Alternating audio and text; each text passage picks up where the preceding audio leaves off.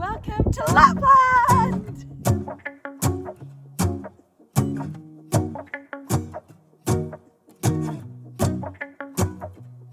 Let's go outside, the snow is falling down. So we're off on a road trip today. We're heading about 30 kilometres south of Saariselkä to the Gold Museum, and we're hoping to get a little chance to pan some gold. This area is very renowned for their gold deposits, and in the summer it's an activity that you can do in Lapland. But just now in the winter we're hoping that we'll be able to do it in the actual gold museum itself. So we're heading there just now, and it's very windy and snowy today, so it's a perfect day to be inside doing activities. Every child is having so much fun. The snowman is twice the size. So it's to your left off the main road, and as you can see there's a couple of turnings before you actually get to the car park.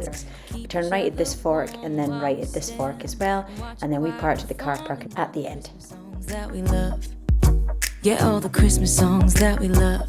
And in a while we're gonna. A short walk from the car park in the forest, as you just saw, takes you to the Gold Museum.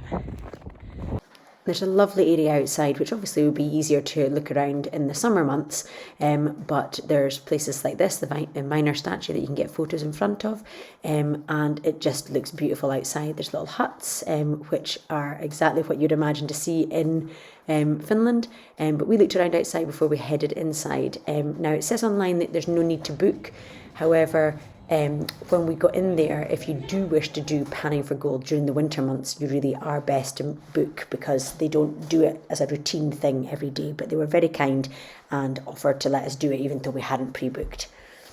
Their busier months are the summer, and you can actually do panning for gold outside, and this would definitely be best to book in advance. But since it's too cold to pan in the river outside in the winter months, they have set this little area up which allows you to do it indoors, which is fantastic. And they're raised, which means it's a lot easier than bending over to do it. See the specks of gold there.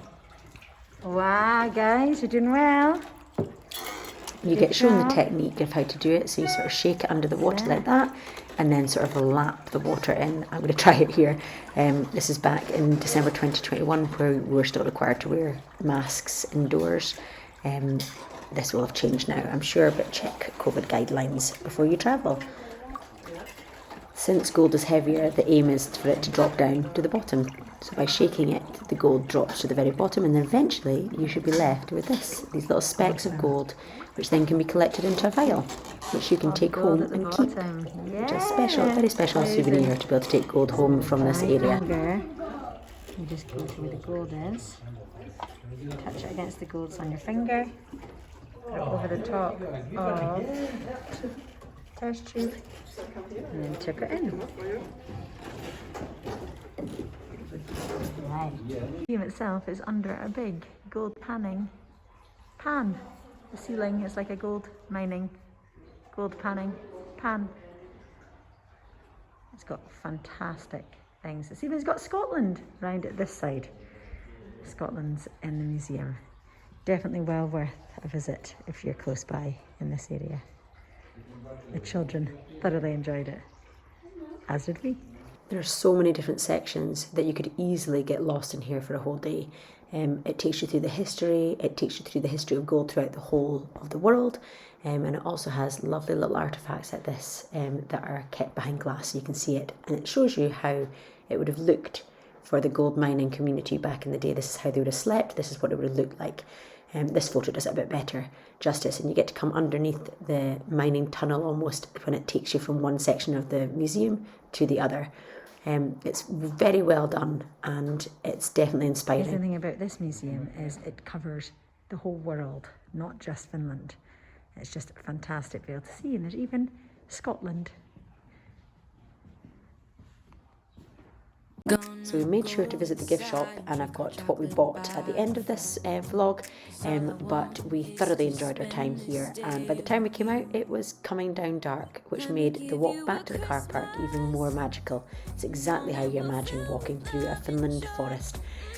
So we then made it back onto the road. As you can see, there's lots of snow fallen since our tyre tracks were here the last time, and then we headed back home.